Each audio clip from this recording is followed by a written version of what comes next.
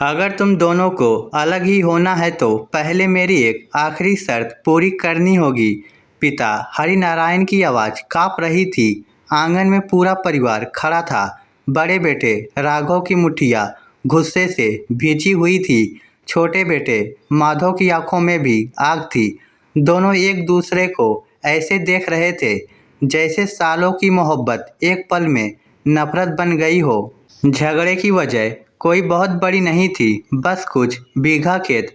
लेकिन असली जहर खेत में नहीं, लोगों की बातों में उगा था।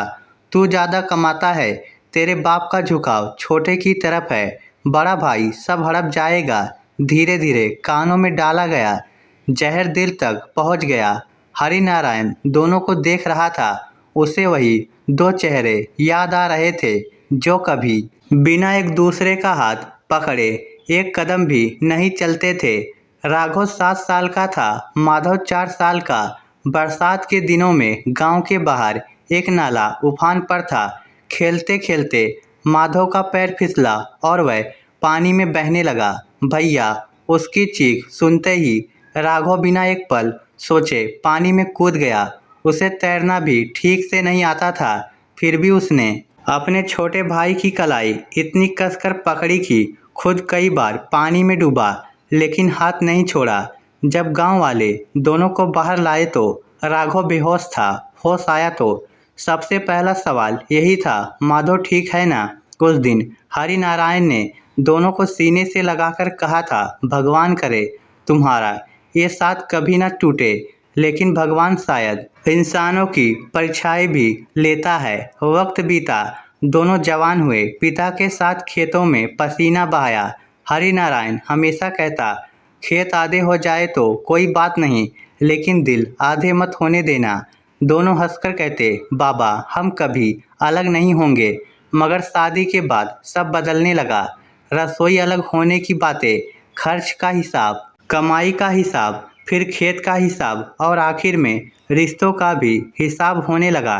एक शाम बात इतनी बढ़ी कि राघव ने गुस्से में कहा, अब मैं इस घर में नहीं रह सकता। माधव भी चिल्लाया, मुझे भी ऐसा भाई नहीं चाहिए।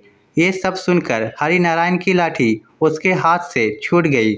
उसे लगा जैसे किसी ने उसके सीने पर पत्थर रख दिया हो। वह धीरे धीरे दोनों के पास आया। उसने किसी को डांटा नहीं, किसी को दोष नहीं दिया, बस इतना कहा, ठीक है, अगर तुम्हें साथ नहीं रहना तो मत रहो, लेकिन आज से इस घर में भी मत रहना। दोनों बेटे हैरान रह गए। बाबा, आप हमें घर से निकाल रहे हैं? हरिनारायण की आंखों से आंसू बह निकले। नहीं, मैं तुम्हें सजा नहीं दे रहा। मैं चाहता हूँ कि जिंदगी तुम्हें वह सिखाए जो मैं नहीं सिखा पाया। जिस दिन तुम दोनों एक दूसरे की वजह से नहीं, बल्कि एक दूसरे के लिए रोने लगोगे, उसी दिन इस चौखट पर लौट आना।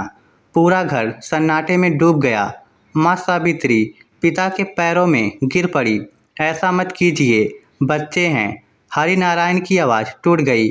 आज अगर इन्हें नहीं रोका तो कल इनके भी बच्चे एक दूसरे के दुश्मन बनेंगे। उस शाम दो छोटे छोटे बक्से उठाए, दो भाई दो अलग दिशाओं में चल पड़े।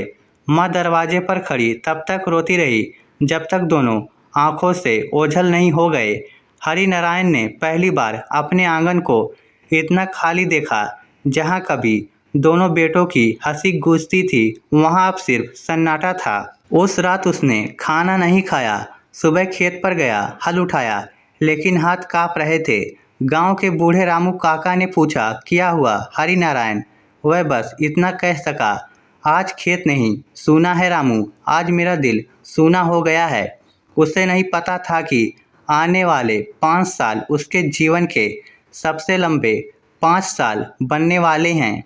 और एक दिन किस्मत दोनों बेटों को ऐसी जगह मिलाएगी जहां एक भाई की सांसें दूसरे भाई के हाथों में होगी। 5 साल बीत गए।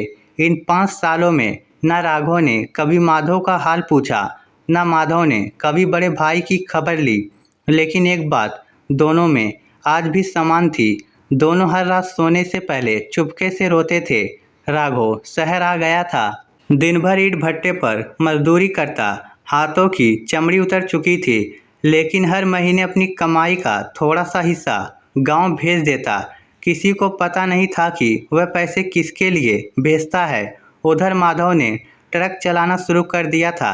देश के एक कोने से दूसरे कोने तक माल ढोता। कई कई रातें बिना सोए सड़क पर गुजार देता। दोनों ने अपने दर्द को काम में दबा दिया था। गांव में हरिनारायण पहले जैसा नहीं रहा। जिस आदमी की आवाज़ पूरे खेत में गूंजती थी, अब वह धीरे धीरे बोलने लगा था। सुबह वह दरवाजे पर 2 चारपाइयाँ बिछा देता। एक पर खुद बैठता, दूसरा खाली छोड़ देता। सावित्री पूछती, रोज दूसरी चारपाई क्यों बिछाते हो? हरिनारायण मुस्कुरा देता, क्या पता आज दोनों साथ लौट आए। लेकिन हर शाम वह खाली चारपाई फिर अंदर रख देता। उसकी आंखें हर दिन थोड़ी और बुझ जाती। उधर एक बरसाती रात माधव अपना ट्रक लेकर पहाड़ी रास्ते से गुजर रहा था। तेज बारिश, घना अंधेरा, सड़क पर फिसलन। अचानक सामने एक बस आ गई। बस को बचाने के लिए माधव ने ट्रक मोड़ा। ट्रक रेलिंग तोड़ता हुआ गहरी खाई में जा गिरा। धमाके की आवाज़ कई किलोमीटर दूर तक सुनाई दी। लोग दौड़ पड़े। ट्रक का अगला हिस्सा पूरी तरह पिचक चुका था। ड्राइवर अंदर बुरी तरह फंसा था। डीजल रिस रहा था। किसी ने चिल्लाकर कहा, कोई पास मत जाओ, कभी भी आग लग सकती है। भीड़ पीछे हट गई। उसी समय पास की निर्माण साइट से मजदूरों का एक दल दौड़ता हुआ आया। उनमें सबसे आगे राघव था। उसने एक नज़र ट्रक की ओर देखा, फिर बिना कुछ सोचे खाई में उतर गया। लोग चिल्लाते रहे, अरे मत जाओ, जान चली जाएगी। लेकिन राघव के कदम नहीं रुके। वह शीशा तोड़कर अंदर घुसा। ड्राइवर बेहोश था, चेहरे पर खून, सांसें धीमी, लोहे की छड़ उसके पैरों में फंसी हुई थी। राघव ने पूरी ताकत लगाकर छड़ हटाई। उसके अपने हाथ लहूलुहान हो गए। आखिरकार उसने घायल ड्राइवर को कंधे पर उठाया और बाहर निकलने लगा। तभी ट्रक से धुआं उठने लगा। भीड़ चीख पड़ी, जल्दी भागो। राघव पूरी ताकत से दौड़ा। जैसे ही वह कुछ कदम दूर पहुंचा, पीछे भयानक धमाका हुआ। पूरा ट्रक आग के गोले में बदल गया। सब लोग स्तब्ध रह गए। अगर एक पल की भी देरी होती तो दोनों जिंदा नहीं बचते। घायल ड्राइवर को अस्पताल ले जाया गया। डॉक्टर इलाज में जुट गए। राघव बाहर बैठा था। उसके हाथों में अब भी खून बह रहा था। करीब 2 घंटे बाद डॉक्टर बाहर आए। खतरा टल गया है। राघव ने राहत की सांस ली। वह बिना अपना नाम बताए चुपचाप जाने लगा। तभी पीछे से एक कमजोर आवाज़ आई, भैया। राघव के कदम वहीं रुक गए। बरसों बाद किसी ने उसे इस नाम से पुकारा था। उसने धीरे धीरे पलट कर देखा। बिस्तर पर लेटा घायल आदमी आंसू बहा रहा था। वह माधव था। दोनों की आंखें मिली। समय जैसे थम गया। राघव के होठ कांपे। तू? माधव फूट पड़ा, भैया मुझे माफ़ कर दो। राघव एक पल भी खुद को रोक नहीं पाया। वह दौड़कर छोटे भाई से लिपट गया। दोनों भाई बच्चों की तरह बिलख बिलख कर रोने लगे।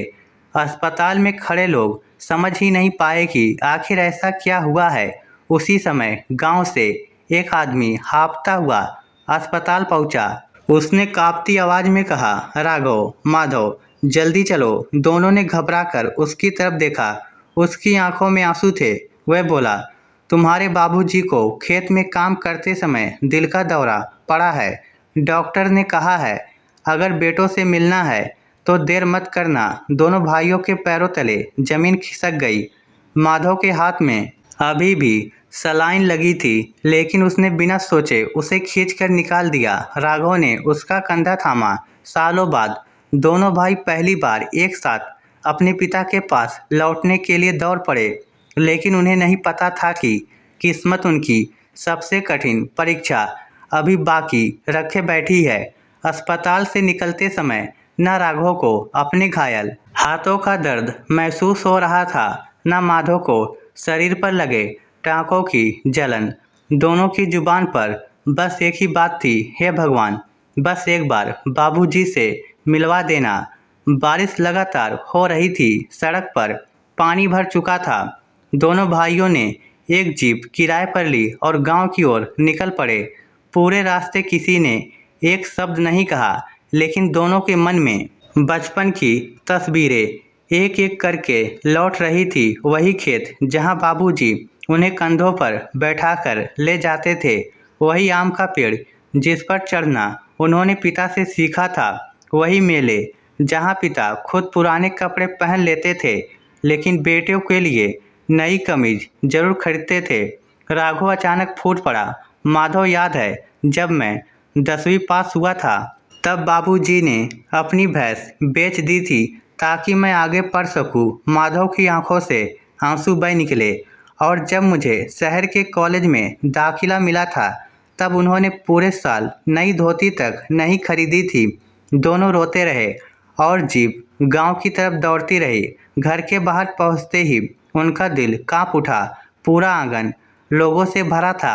गांव की औरतें रो रही थी। दोनों भाइयों ने एक दूसरे की तरफ देखा। उनके कदम लड़खड़ा गए। नहीं नहीं, बाबूजी को कुछ नहीं हो सकता। दोनों लगभग दौड़ते हुए भीतर पहुंचे। हरिनारायण चारपाई पर लेटे थे। सांसें बहुत धीमी थी। डॉक्टर उनके पास खड़ा था।